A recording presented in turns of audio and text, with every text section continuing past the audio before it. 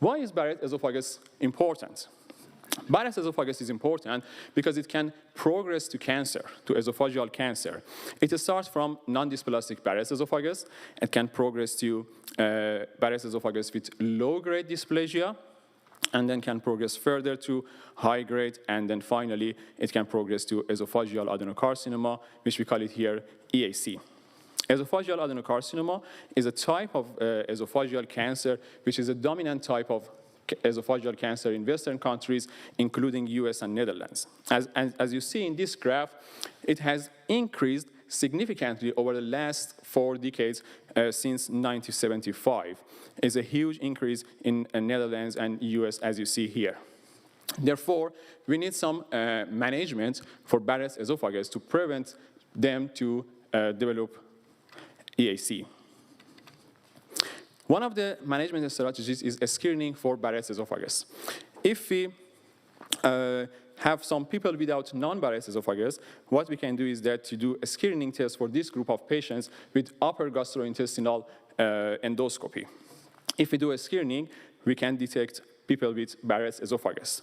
And then we can have these people under monitoring to detect early people with advanced Barrett's esophagus or esophageal adenocarcinoma, that we call it surveillance.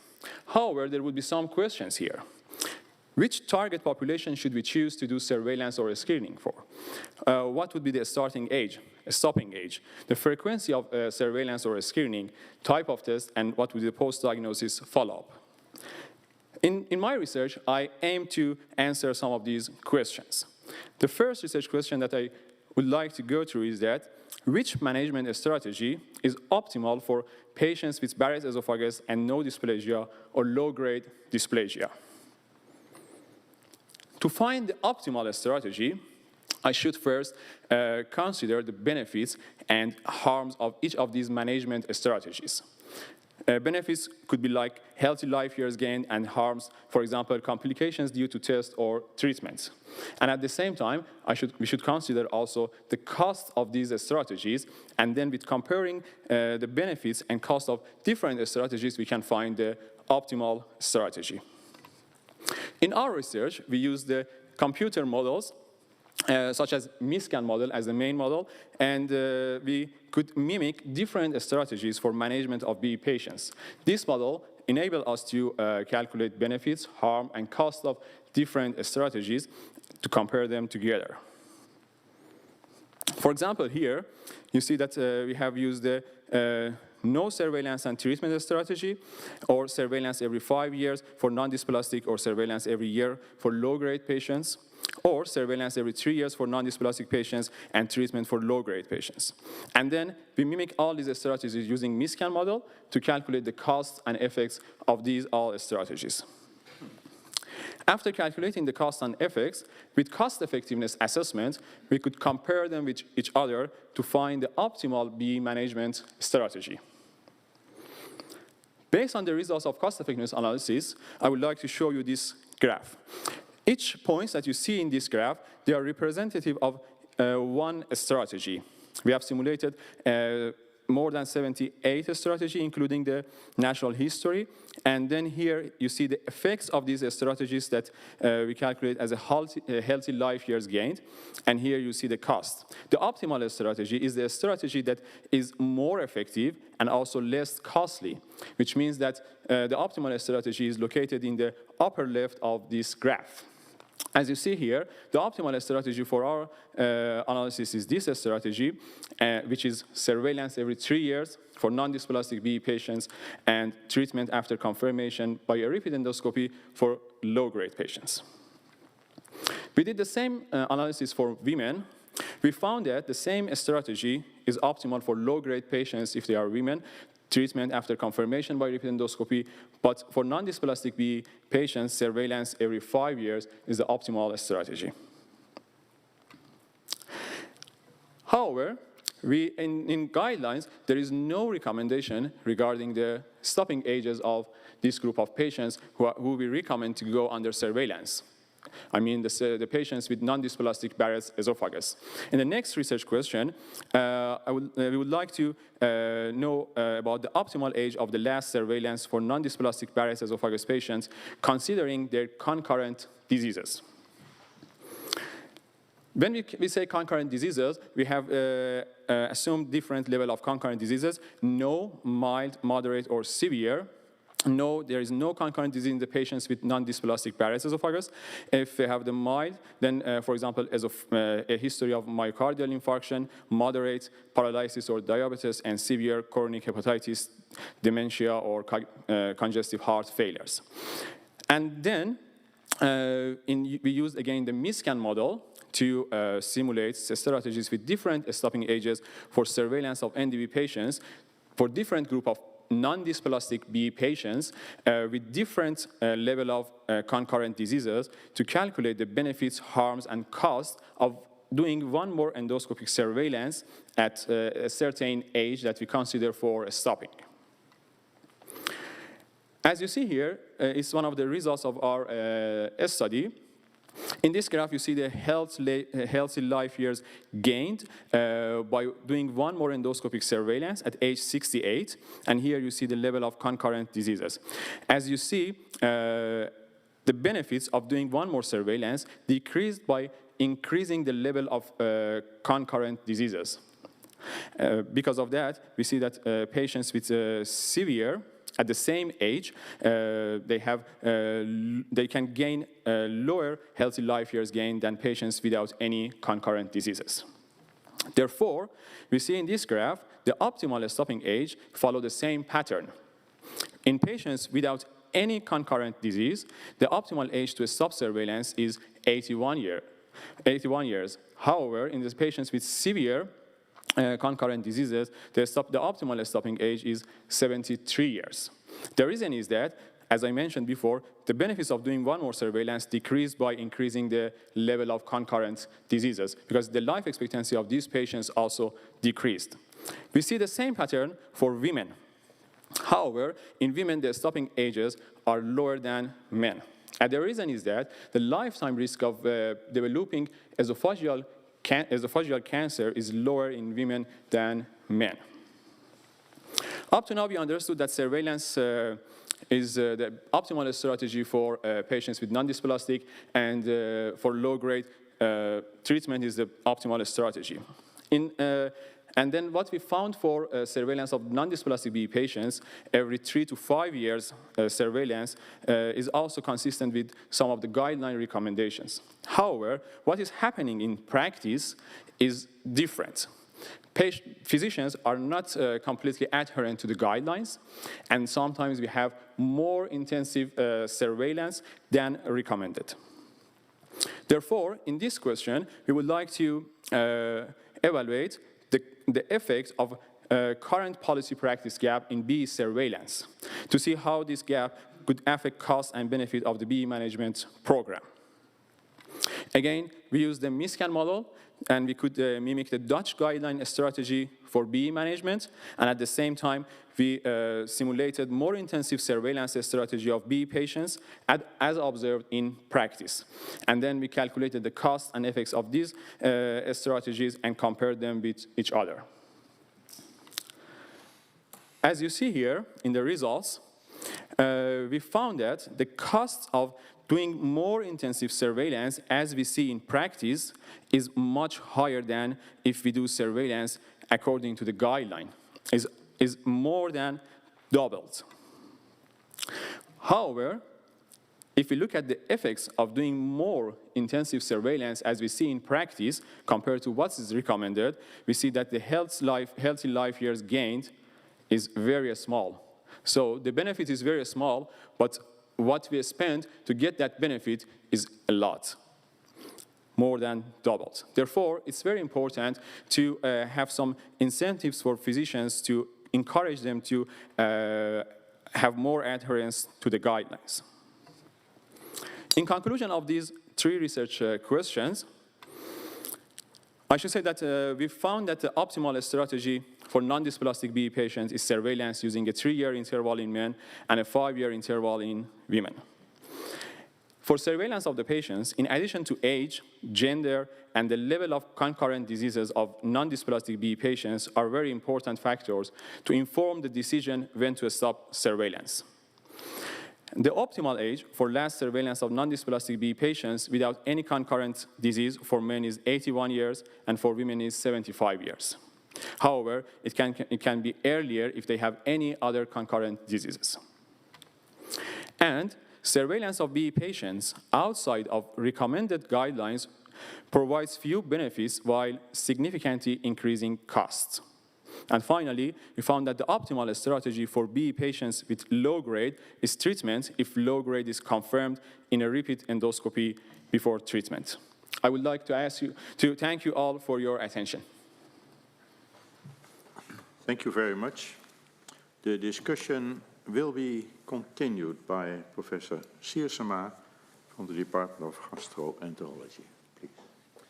Thank you very much, Mr. Rector. I'd like to start with congratulating you, of course, with this fantastic PhD thesis, and also like to extend my congratulations to your supervisors, Professor De Koning and Dr. Lansdorp. I read your thesis with great interest because the topic, screening and surveillance of Barrett's esophagus, is of interest to practicing gastroenterologists, but also of interest to researchers like yourself and myself. Before starting the discussion, I would like to invite one of your paraninfen to read out proposition number 2.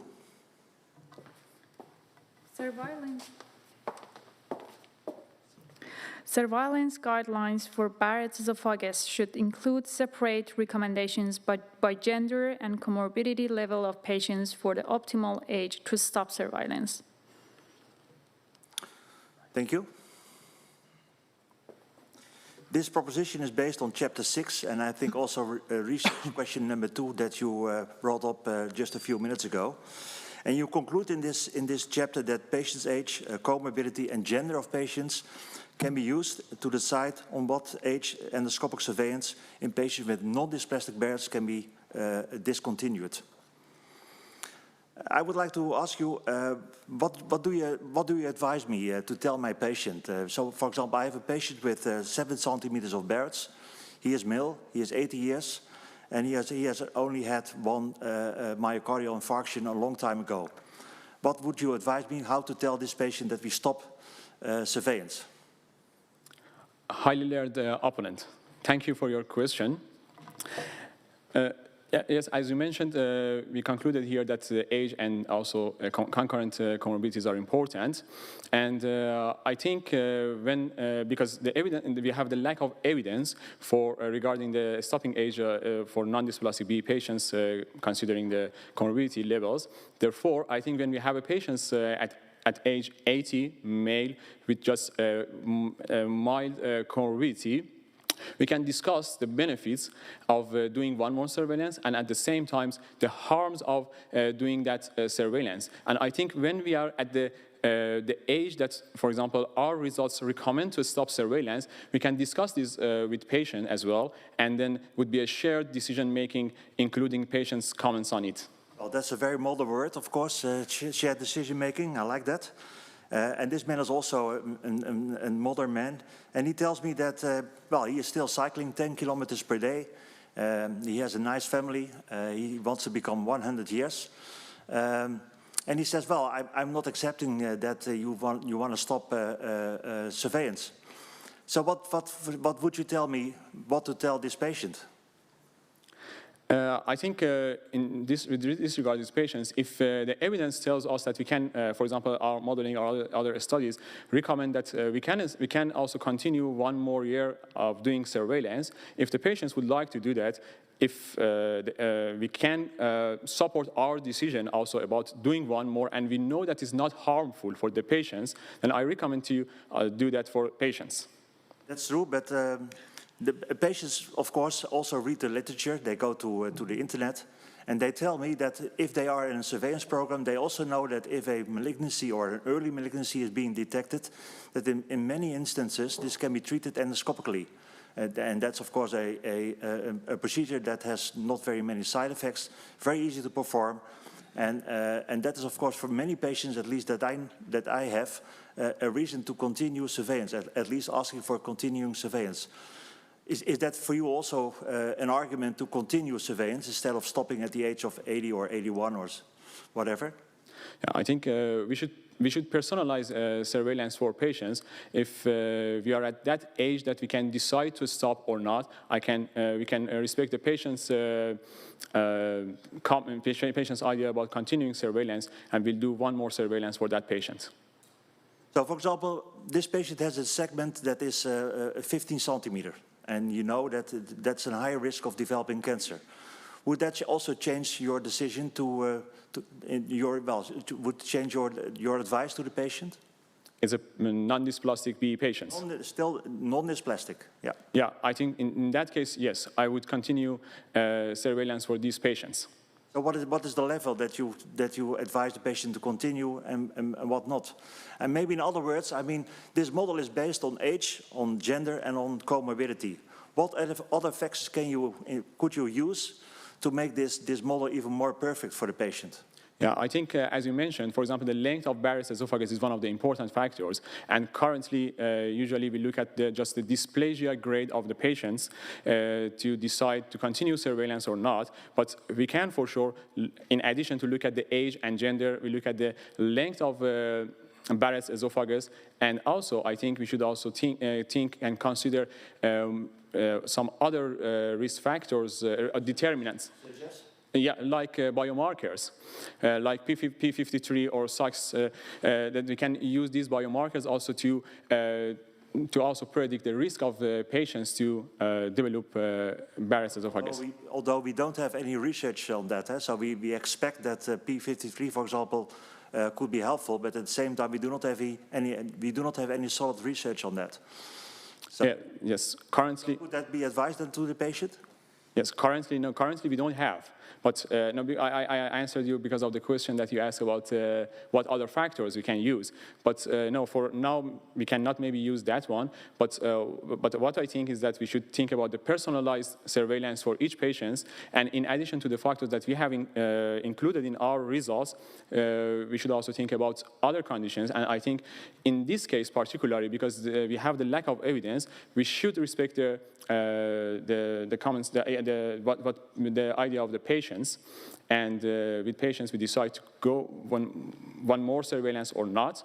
And as you mentioned, the length of Barrett's we should also consider. So, we do now surveillance by endoscopy, which is of course well, quite expensive, to say it in those words. If we would have a cheaper surveillance.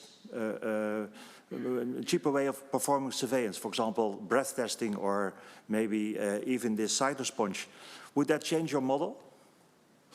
Yes, I think we have tried this in a screening setting, not surveillance. But surveillance, because I know for screening, of course, but for surveillance, would that also affect the model if we would have a cheaper way of performing surveillance? Yeah, it could change the model, I think, but we have not done that part yet in the surveillance. So we didn't try to see if, instead of endoscopy, if we use cytosponge, what would be the effects and cost of that strategy. But I believe that it would change the model because it's less expensive, and also something like cytosponge, it could also have less harm than endoscopy. But however, the sensitivity and specificity could be different. Therefore, yes, I believe that it would change the model.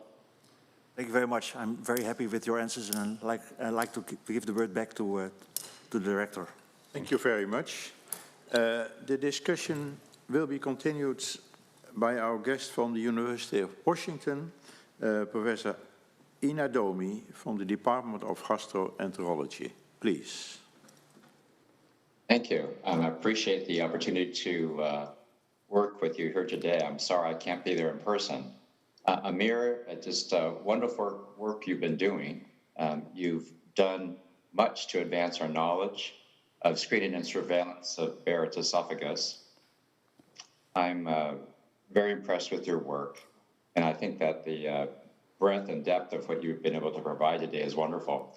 I'm going to ask you two related questions, and they mainly focus on our assumptions of natural history.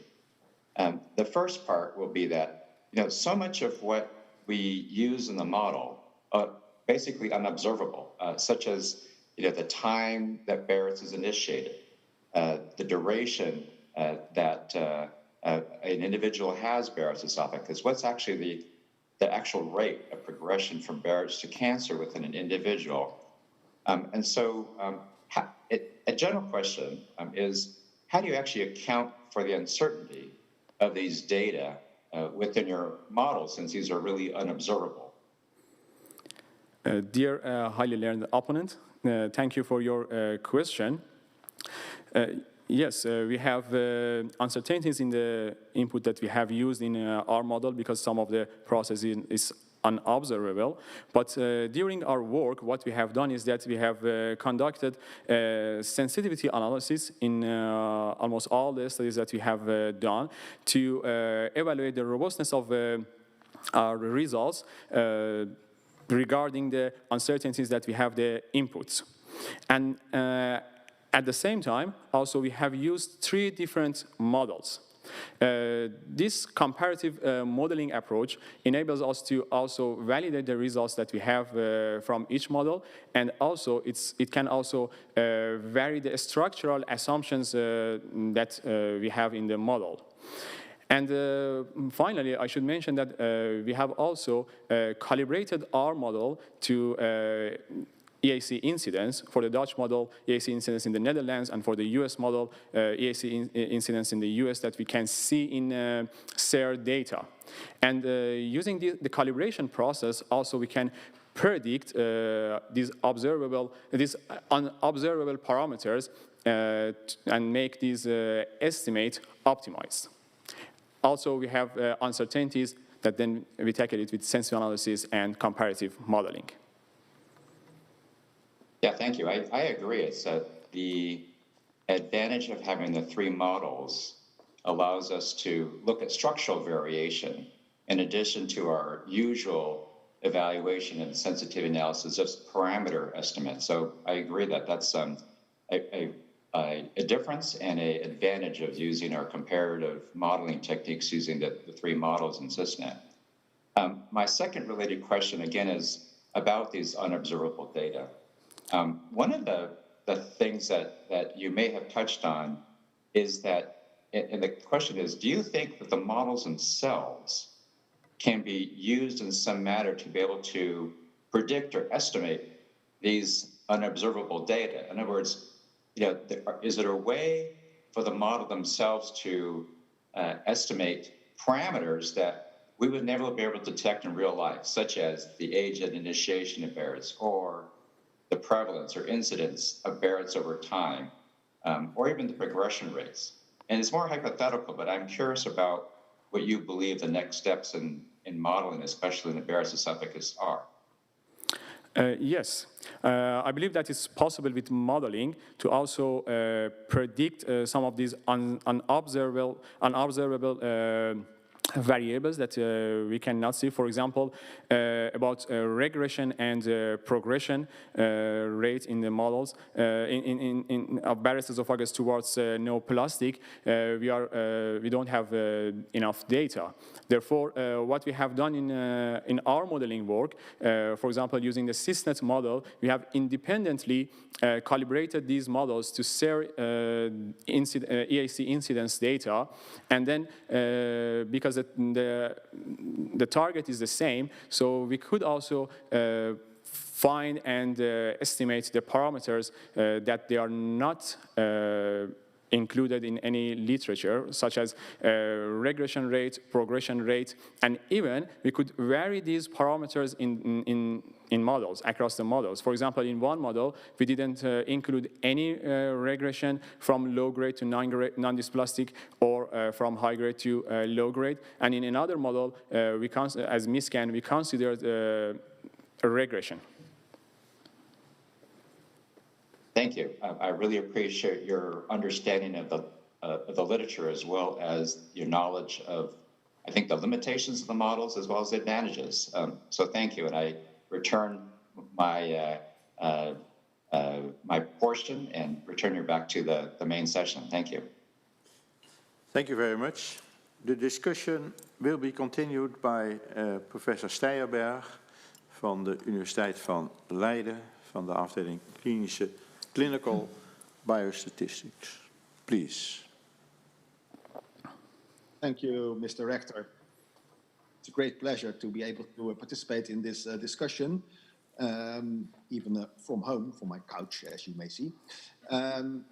So my question is, let me first start with the usual congratulations. I think it's really very good work that was done and is presented here in this thesis. It's very solid in the modeling part, especially in a broad international collaboration. So congratulations to you and your team. My question relates actually to statement number 1, and the title of your thesis is cost effectiveness, but let's also consider equity. So maybe your other paranymph can read statement number 1. Decision modeling is the best alternative when randomized controlled trials are no longer deemed ethical or feasible to evaluate and compare different esophagus surveillance strategies. Thank you so much. It's a complex topic. Maybe you could even make this stronger, that decision modeling is needed even when randomized trials are done. Could you comment briefly on that? Dear highly learned opponent, thank you for your question. Yes, I think that also sometimes we need exactly that modeling to evaluate some strategies, particularly in topic of esophageal surveillance and screening. Yes. Okay. Thank you. We'll just cut you off here because I want to continue. So, in the case we don't have randomized controlled trial data, we have to do with observational data, right? As you do in your thesis. And my question is about the tangent to what do we know, what can we learn from data? To what extent do we need to make assumptions? So, if you join me on page number 17, you show a very nice, colorful picture of. The model that is by the US MISCA model and the Dutch MISCA model, and they each are both quite complex in the transition from non-dysplastic to low-grade dysplasia to high-grade dysplasia, but also the reverse is possible. So do you think you can really estimate that from the available data sources that you have? As you mentioned, we had some observational data that we could use. I mentioned, for example, here the Dutch model. For the Dutch model, we had the ProBar trial that have been conducted in Erasmus MC. We could use the results of that trial and then also use as the and calculate the progression that we have in our model, and also calibrate it against that progression rate that we see in ProBar. But I agree with you that we cannot have all these data that we need take from literature, because the observational studies also could have bias, and also some of them maybe are not relevant to the modeling that we are doing. Therefore, we need to have some assumptions, and then using assumptions and also the calibration process, as I mentioned also in previously, we can optimize the parameters that we are not sure about, and there is no data available in literature for it. Therefore, we have done calibration, and at the same time, because the data were limited and we had uncertainties, we used also the other two models to validate our results against the uncertainties that we had in the inputs. But I agree with you that some of them could not be concrete. Okay, so just to understand that I understood what you said on the first point, that the ProBar cohort was the main source for this estimation of progression and regression. Is that the correct summary? Then just of note that cohort was started by Professor Siersema, who is in the committee, so that's also nice. Then it was not named ProBar yet. But that source, of course, has some events, has some progressions, or you can count, but there's also this uncertainty in the tests that are done, right? The sensitivity specificity of diagnosing, or how do we label that here? Say diagnosing these states, right? So that puts an extra level of uncertainty, why I think statistically it was nearly impossible to estimate this. May I ask you to repeat your question again about the stages? So I'm saying that the way we define where a patient is in low grade or high grade, there is quite some uncertainty in the diagnosis, the endoscopic diagnosis of that. Yes, that's true. Because of that, we have misdiagnosis in our model as well. When we do endoscopy, we know that we would miss some of the patients that they have already non-dysplastic BE.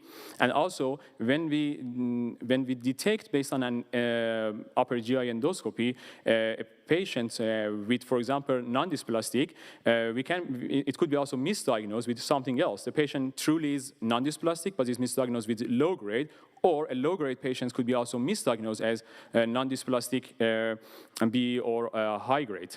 That's true. So, but we have considered this misdiagnosis in our modeling. Yes, I can see that. Appreciate that.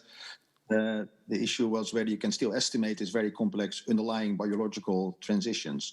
But let's move on to the more overarching issue, like do we really know what to do with Barrett's esophagus? My impression in this field, but that's maybe outdated, and please help me. My impression was that for the non-dysplastic Barrett's esophagus, the gain in life expectancy was really quite small. So if you're going to do screening, then you will find many of these Barrett patients with no dysplasia. Why would you embark on screening? How can it be that you are so positive overall, if I read your thesis, that screening is a viable option if the benefits for many Barrett patients are limited? Can you elaborate a bit on that? Yes, I think that that's true. Maybe some of these patients would not progress to low grade or high grade and EAC. Non-dysplastic BE patients, but because we can prevent with endoscopic eradication therapy patients with advanced Barrett's esophagus, I mean low grade and high grade, to not develop to EAC. Therefore, surveillance of non-dysplastic Barrett's esophagus is also a cost-effective option now. Previously, I mean, for example, in the last decade, maybe it was discussion about that surveillance could be cost-effective for non-dysplastic BE patients or not, with different surveillance intervals. But I think in the studies that they have been conducted during the last decade, they didn't consider, for example, endoscopic eradication therapy as one of the options for treatment of advanced Barrett's esophagus. As we have shown in our model, it's cost-effective to do surveillance of non-dysplastic Barrett's esophagus patients if we do EET for low-grade patients, and at the same time we do EET for high-grade patients. I think that's the reason that now we think that surveillance for non-dysplastic Barrett's esophagus is cost-effective. Thank you. I think we leave it at that. I appreciate that answer. So you say there's really improvement in care. There's more possible now than 10 years ago. And with that, I would return the word to the rector, please. Thank you very much. The discussion will be continued by Professor Van Kemenade from the Department of Pathology. Please. Thank you very much, Mr. Candidate. Congratulations on your thesis, and I would like to include those who were also instrumental at making this thesis. And I do appreciate your very solid three-model approach to make the data a little bit more reliable than if they were based on only one approach. And your insight that they can sort of replace, in certain circumstances, clinical trials and provide us with answers. And you illustrate all your assumptions of the model, and that's what I like to address first. On the back end of your thesis, on page 234, we see your curves reflecting the incidence of adenocarcinoma in males and females. And I assume that the bars and the diamonds represent your model, and that the graph itself represents the true incidence in the Netherlands. Now, why does it sort of, if you allow me the words, float off at the non-Nigerians, people at high age, both in men and women? What is your explanation that the model so underestimates at that age the incidence?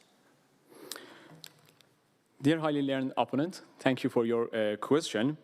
In this graph, the observed data is shown by diamonds, and the confidence intervals that we got from the EAC incidence that we have observed in the Netherlands, and the line shows what we have estimated in our models. And as you mentioned, in the later ages, we have some more deviations from the exactly observed data that we have seen in the Netherlands in terms of the EAC incidence, and in both directions. However, the simulated EAC incidence that we have in our models are between the confidence interval. And the confidence intervals that we see here are wider because of the lower EAC incidence that we have at the later ages in this group of patients.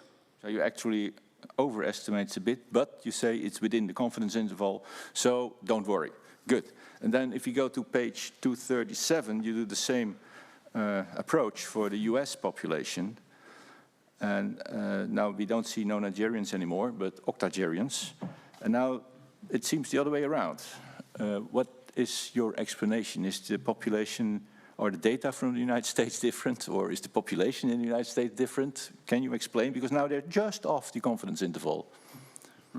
Yes, that's true. Yeah, they are. For example, if you look at the graph below that, is of the confidence interval. These models are different. The structure is the same, but the data that we have used in both models are completely different, and also the calibration process that we took for these models are based on different targets. We used here the US EAC incidence, and for the Netherlands, we used the EAC incidence in the Netherlands, and also the progression rates and other data that we have used in both models, the target that we have considered are different. Therefore, we see that they are not exactly the same with Dutch EAC graph.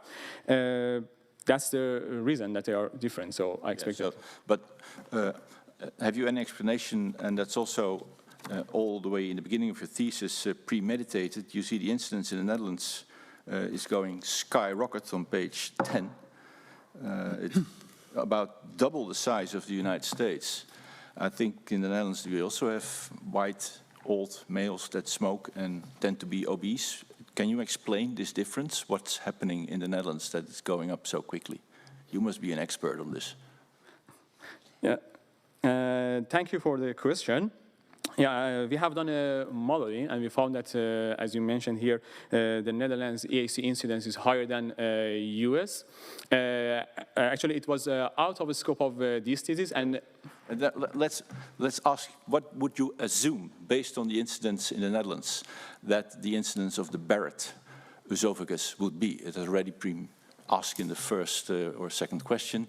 What would Barrett occur about double the incidence in the Netherlands compared to the United States? Would that be your zero hypothesis? Yeah, we have expected. Yeah, that's the hypothesis that we have, that the incidence of Barrett's is higher than incidence of Barrett's in the US. And would you expect to have it more frequently in men than in women in the Netherlands? Yes, it would be the same pattern in between countries. We expect the same pattern that we see in the US across men and women in the Netherlands as well. Incidence will reflect the ultimate adenocarcinoma incidence, and you would expect a 4-to-1 relation or half-half. What do you expect? You mean the difference between the EAC incidence in men and women, or between? Between men and women concerning Barrett. Concerning the Barrett's. I think there are also other factors important here, particularly the progression rate. There are some studies that shows that sometimes when a female patient has Barrett's, then the progression is faster. Okay, so that's a good step up to chapter 3. Now I'm aware chapter 2. I'm aware chapter 2 has been produced a couple of years ago, and you are not the first author, but I guess you're well aware of the instrument that's being used there to detect more Barrett's, and that's the cytosponge. Being a pathologist, I was intrigued. And the cytosponge, you are very brief about that, detects trefoil protein 3, and that's it. What actually happens with the sponge in the esophagus? Can you elucidate me a little bit? Yes, the cytosponge is encapsulated in a soluble capsule and then connected to a string. The patients can just eat it, and then it can go there, and the capsule, the cytosponge will be open and can catch the cells that we have there, and then using the biomarker TF3, we can detect Barrett's esophagus, and then, but as we mentioned there, we should also have a confirmation endoscopy. When if it's positive, then we look at the, we should have also a diagnosis test as upper GI endoscopy to confirm that diagnosis. And do you trust the sponge? Are you willing to forego endoscopy if it's negative? Neighbor, yeah. Because that will be a boon. Sorry, may I ask if you do the sponge test, yes, to make sure who will have Barrett and who hasn't, and to select people for endoscopy, which is quite an invasive procedure. So by doing the test first as a risk test, you can actually sort people who are negative for the test and tell them, despite having GERD or GORD symptoms, you don't need endoscopy because we can't find Barrett with this test. Would you rely upon that result? As a clinician, yep, based on the guidelines, for now I would... Careful with the guidelines, just what you... yeah. No, I would not recommend it to use cytosponge now. How would you improve it? Yes, because we need more research on this topic as well. And that is because there are also other promising alternatives that could be also used instead of upper GI endoscopy. But for now, I think the upper GI endoscopy is the gold standard. And if somebody has a negative, we have done it in the modeling, but in real practice, we will go with upper GI endoscopy. You probably need a trial to do that, a de-escalating trial. But now, if you can choose between a test that tells you a patient has Barrett or a test that can distinguish between low-grade dysplasia and normal epithelium, which one would you prefer? The latter test would also detect Barrett's esophagus, or? The test that can distinguish between a Barrett's esophagus that's just there, metaplastic, and changes that point to low-grade dysplasia that you can actually treat more effective, as you said? It depends on which setting, for a screening or for surveillance. Surveillance. Yeah, for surveillance, I would like to have a test that can detect better between these two, because then the misdiagnosis would be different, because the problem that we have now is the misdiagnosis of the patients that they have, for example, non-dysplastic Barrett's esophagus, but we treat them because we have diagnosed them as a low grade. And therefore, if... And which kind of test you would like for screening? For screening, the test that has a higher sensitivity. So you can model. Can you actually model what would be the minimum sensitivity such a test would have to do it on a responsible way with such a high incidence of Barrett's esophagus as in the Netherlands? Yes, that would be possible. That would be possible to model it, but... What would be your hunch? Is 50 or 60% sensitive enough? I'm not sure until I do the modeling part. Based on what we have done, we have also done sensitivity analysis for different sensitivity, and then I think it's also available to have maybe 20% less than what currently we have, but it really depends on the modeling that we do. I'll look at the chair. Do you have another? Short question is fine. A short question. That's one of your lines in the chapter 2 itself. You make a very interesting statement there on page 38. And you write on the last sentence of the second paragraph, the consistency of our model results in this analysis of a model results in this analysis suggests a degree of robustness in our findings to the uncertainties that these model differences represent. That's a hard sentence. Maybe you can explain briefly what are the most dangerous uncertainties in the differences between the models. So it's on page 38. Yeah, I'm trying to find it. Last sentence, the consistency of our model. In the first paragraph, or? All the bottom of the paragraph too. So right in the middle of the you. page. The inconsistency of our model results in this analysis suggests a degree of robustness in our findings to the uncertainties that these models' differences represent. Yes, that sentence, that's not an easy sentence. Can you explain it a little bit? Yes, sure. We have used two different models here. One is the MISCAN model that I just had in my presentation, and the other model from Massachusetts General Hospital. These two models had different structural assumptions. For example, in MISCAN, we have allowed a regression from low-grade to non-dysplastic and from high-grade to low-grade dysplasia, but in MGH model, we haven't done we haven't have a regression. This is just one of the differences that we had. And also these two models calibrated independently from each other. So there are two different models. When we see that the results,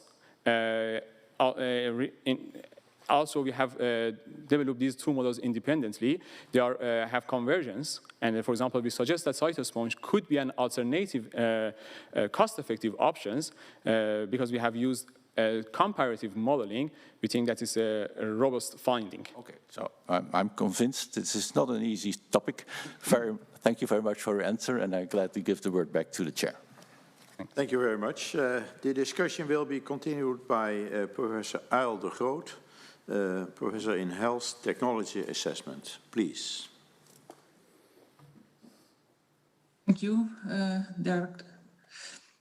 Dear candidates, thank you for the invitation to participate in the reading committee, and congratulations to you and your promoter and co-promoter. I think you've done a good job. It was what is a solid and extensive piece of work. When I look at your title, your thesis is Screening for and Surveillance of Barrett's Esophagus, a Cost-Effectiveness Assessment. So not only cost-effective analysis, what's usually the title, but your thesis includes an assessment as well. And as you know, in the US, a willingness to pay threshold of $100,000 per quality gained has been used for many years. I think this is quite high compared to other countries like the UK or the Netherlands, especially when you realize that the healthcare expenditures in the US are very high. Maybe that could be explained by accepting interventions with these high thresholds. So my question is, what is your opinion about the height of the thresholds in the US? Dear highly learned opponent, thank you for your question. Yeah, there are discussions about that it's really high or not. And because the common willingness to pay threshold was discussed to be maybe $50,000 per quality gain, and now is mostly common to be $100,000 per quality gain. There are discussions about this, and depending on the willingness of people in the society, and also looking at the GDP of the country, I think that's an indicator to decide the willingness to pay threshold should be lower or not. But I would like to say that compared to Netherlands and the UK, as you mentioned, is very high. But maybe we should say that the willingness to pay threshold that we have in the UK and the Netherlands for preventive measures are low compared to what we see in the US. While we accept, for example, $80,000 euros per quality gain for the Netherlands as a willingness to pay thresholds, but for preventive measures we have 20,000 euros per quality gain. I agree with you that is high compared to the Netherlands, but if we should say that it should be higher than 100,000 or lower than $100,000 per quality gain, I think that's debatable. And particularly... My question is, what's your opinion?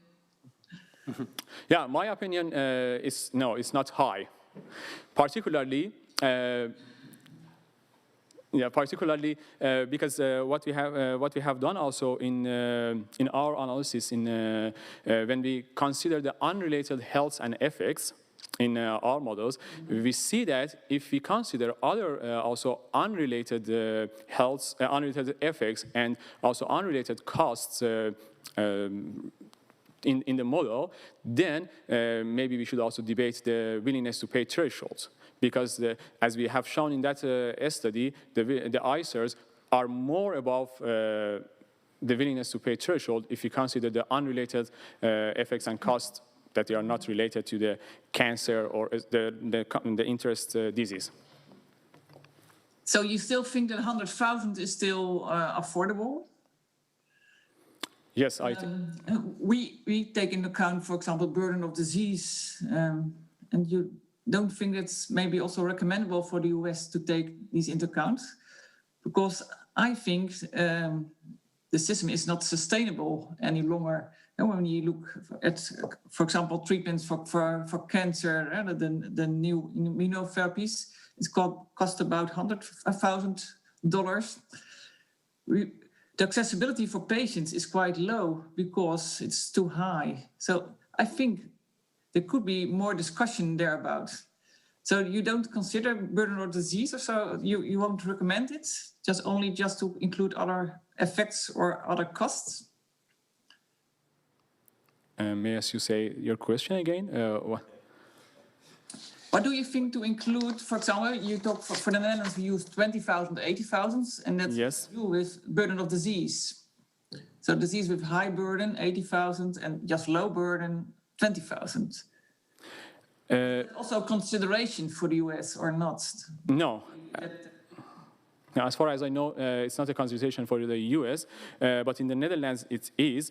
As you mentioned, based on the burden of the disease, it has been decided to be 20,000 for disease and 80,000 for some others. But the way that I look at it is the preventive measures and the treatment measures. Because I think the cancers are also quite burdensome to the country.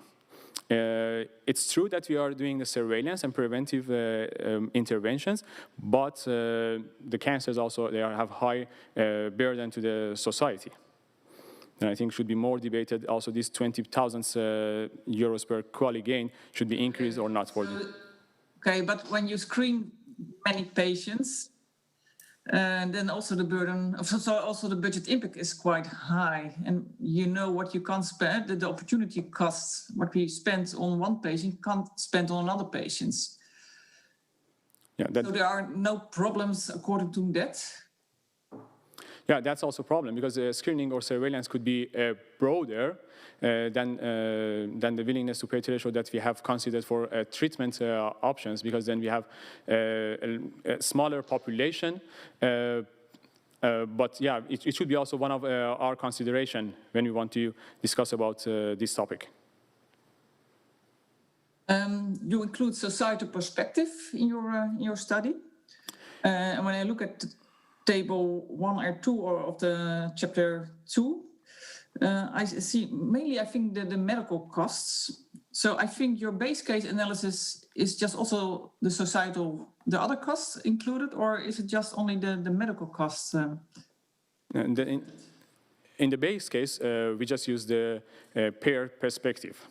There is no other cost included. But in the sensitivity analysis, we have also included the indirect non-medical costs like transportation and also waiting time of the patients for doing endoscopy. We have included in the sensitivity analysis, but we haven't conducted for the base case.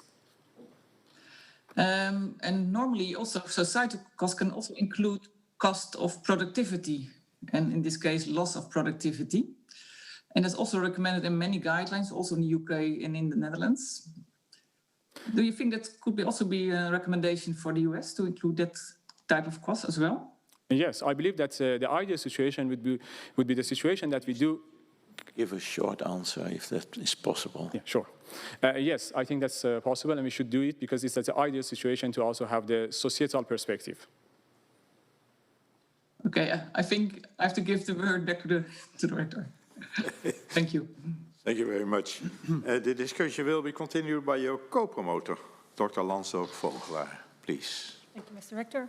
Mr. Candidate, Of course, also my congratulations for being here. I'll keep the congratulations short to go immediately to the question in the sake of time.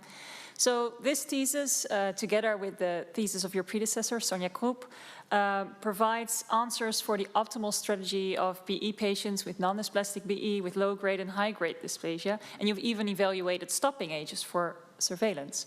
So are we done now? Can we stop this line of research, or do you think that there's more things that we need to consider here? Are there alternative pathways that we should look at? Dear very learned opponent, thank you for the question. No, I believe that we should go further, and there are also rooms for other research based on what we have conducted here. There are more questions that we should we answer in this line. We have answered already some of the questions, but there are also some more questions. For example, more personalized surveillance or screening for patients.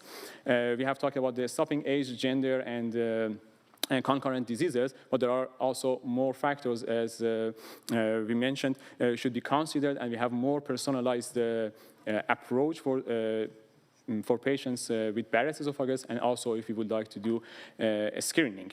Particularly for screening, we have also other questions. Should we do a screening only for men, white, and then have GERD symptoms, or also should we consider doing a screening for women if they have some risk factors? I think all these questions should be continued.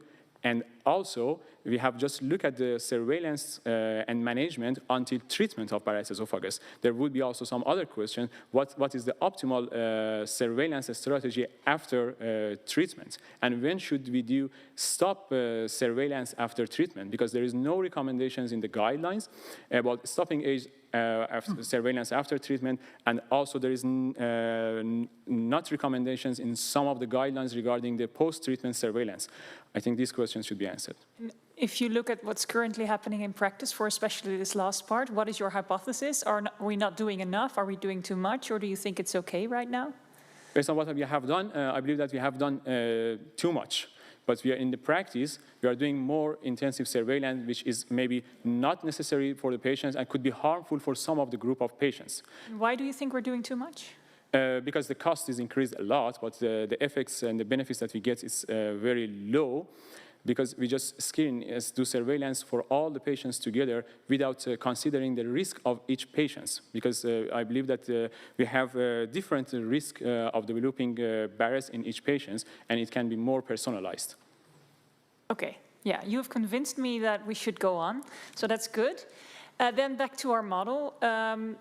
If we want to do research in this area, if there was one assumption in our model that you could tackle or that you think we should really work on, what would be your recommendation to us that really we should try and get more data for that particular assumption? I believe that this would be the progression rate or regression rate from Barrett's esophagus to neoplastic progression. Okay, now you make my life very difficult. How am I ever going to estimate that? What study would we need to do? How do we get information about that? We have done some observational studies in the Netherlands, like ProBars that I said that we have used as one of the target parameters in our models. But in the other countries like US, we should do also. Mr. Candidate, the time allowed for the defense of your thesis is over. The committee will now withdraw to deliberate. Would you please wait here until we return? I adjourn the meeting.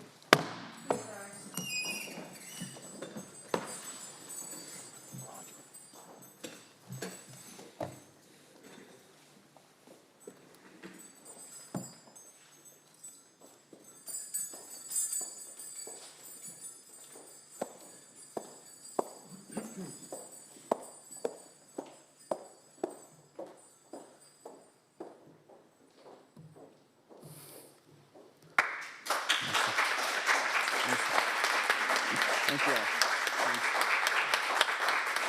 Thank you. Thank you very much. Thanks.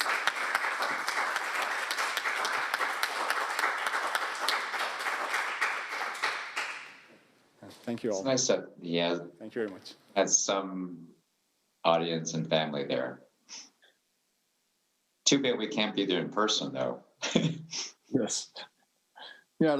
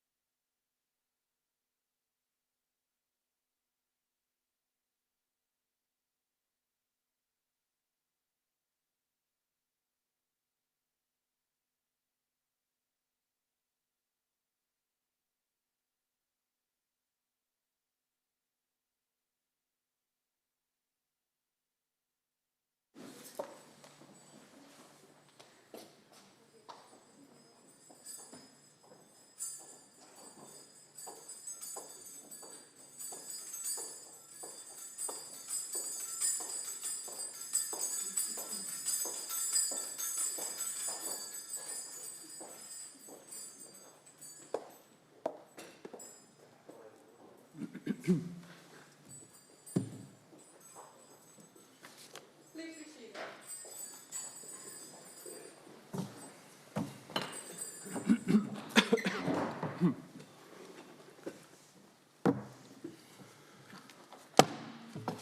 reopen the meeting.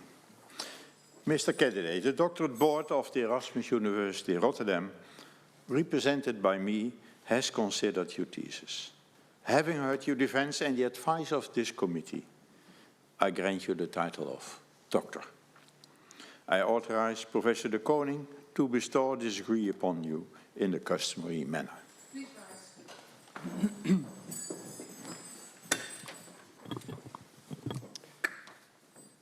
It's with great pleasure that I undertake the task the Rector Magnificus has allotted me.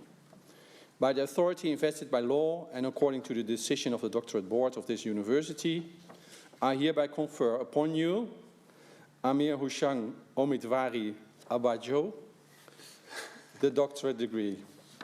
As a testimony and proof hereof, I present you the diploma signed by the Rector Magnificus, promoter, co-promoter, and other members of this committee, and endorsed with the seal of the university.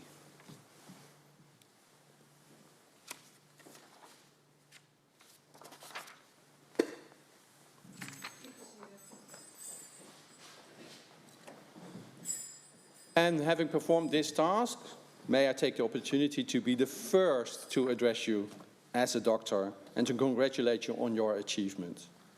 My sincere apologies that I didn't rehearse your name correctly enough, but I would really like to thank you, to congratulate what you've done. A very, very well defense, a very, very nice thesis. But of course, much of the supervising, most of the supervising, almost everything of the supervising went to Iris Lansop, so she will do the laudatio. Very learned Dr. Omidvari, dear Amir. I'm very pleased that I don't have to pronounce the rest of your name. I'll just stick with that. It's my turn to congratulate you with this wonderful achievement, and I do that, of course, with great pleasure.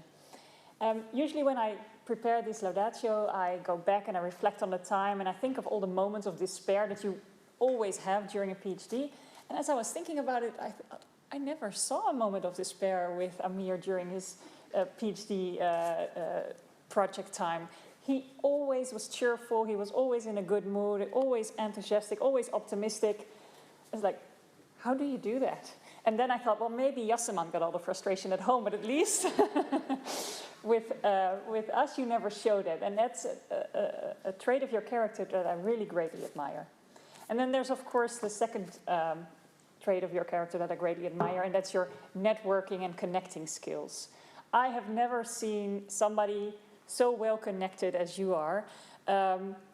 Every time again, I'm surprised with the people you know, and then you tell me you visited some rich people that have a villa in het Gooi, and then you send me a picture where you sit in the front of the airplane in a cockpit, just on a commercial flight to Iran, and I think, how do you do that? But then it's just, and of course we made jokes about it. We joked in the GI group that maybe you were a Persian prince or something, and I even asked Yasseman about it.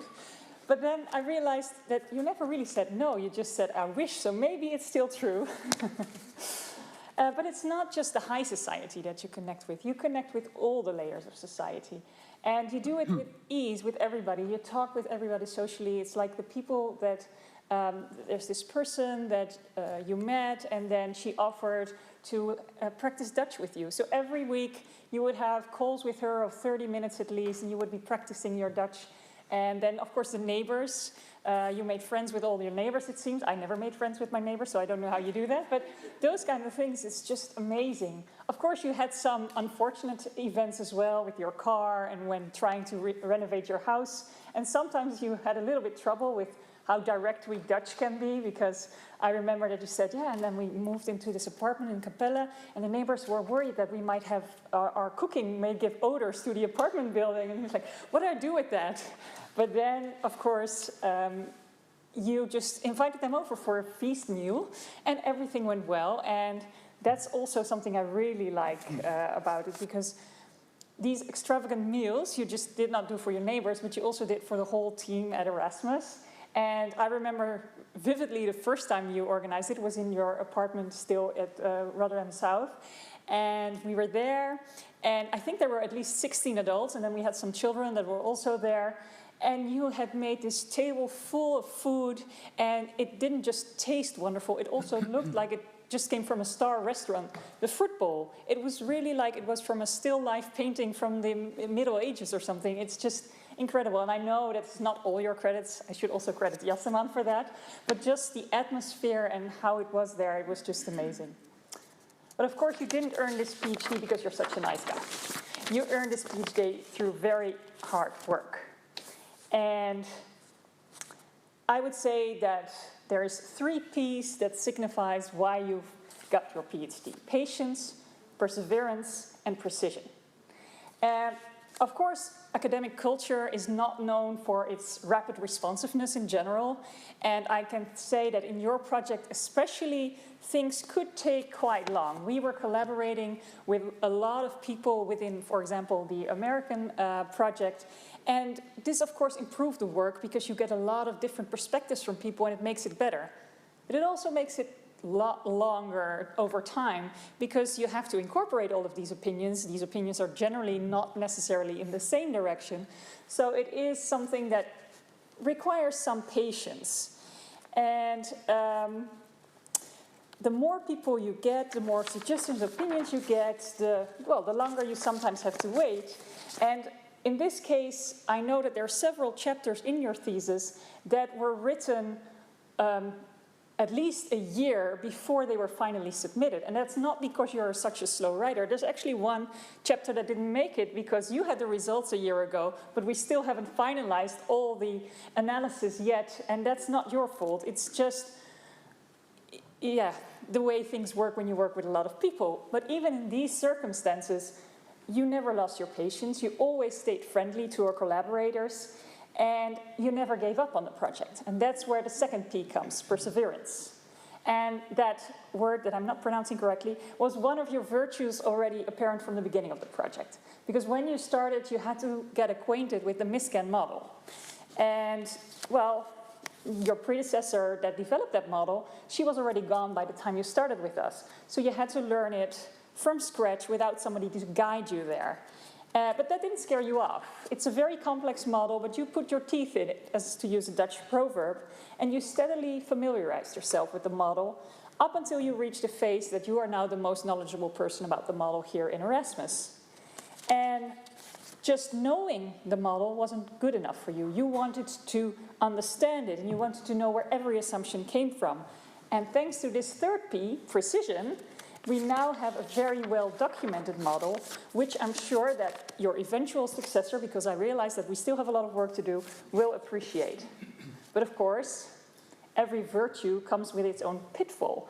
So sometimes I had to persuade you to not be too precise, because otherwise we would be drowned in the irrelevant details and the project wouldn't keep moving forward. So I think that's why we collaborated so nicely, because you made sure that I did not lose sight of the important details, whereas I could keep you on track when you threatened to get lost in the irrelevant details. So I really enjoyed that. And it wasn't just me that enjoyed it. If participating at 3 a.m. in the morning as a committee member is not a sign of close collaboration and enjoying that collaboration, I don't know what is. So thank you so much, John, for being here.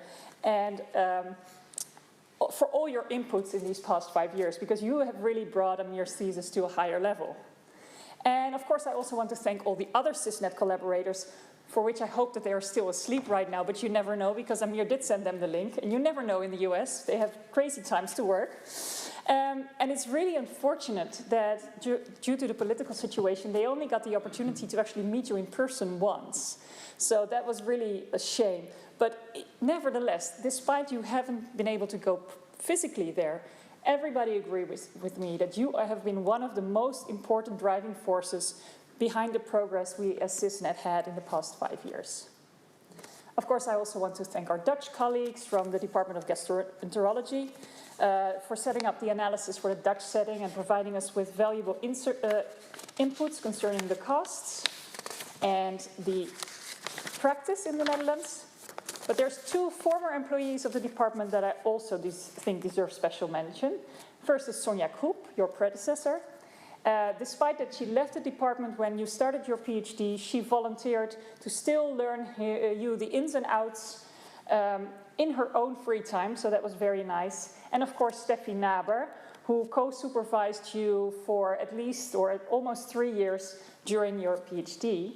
So Sonja and Steffi, I have thrown Amir into the deep sea, and you made sure that he was able to swim, to use another Dutch proverb.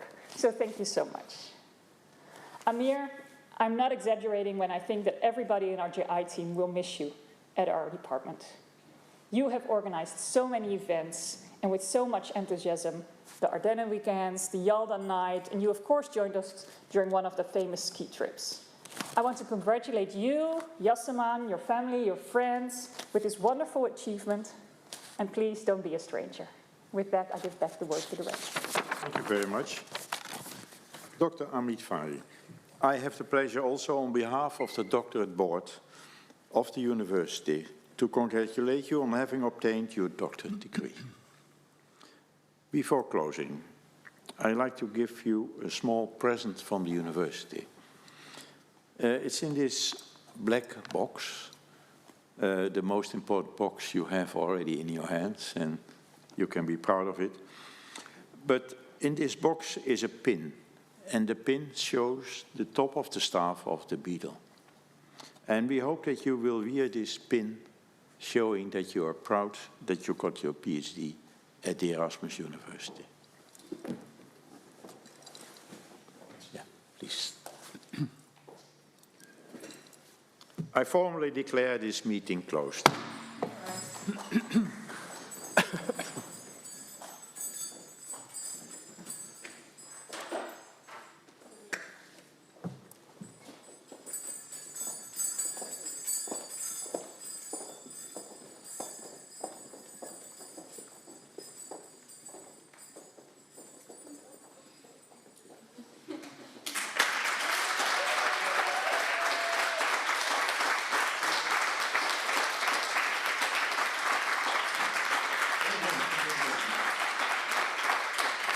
Congratulations.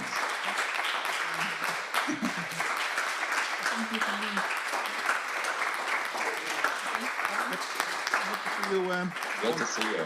Nice to meet you again.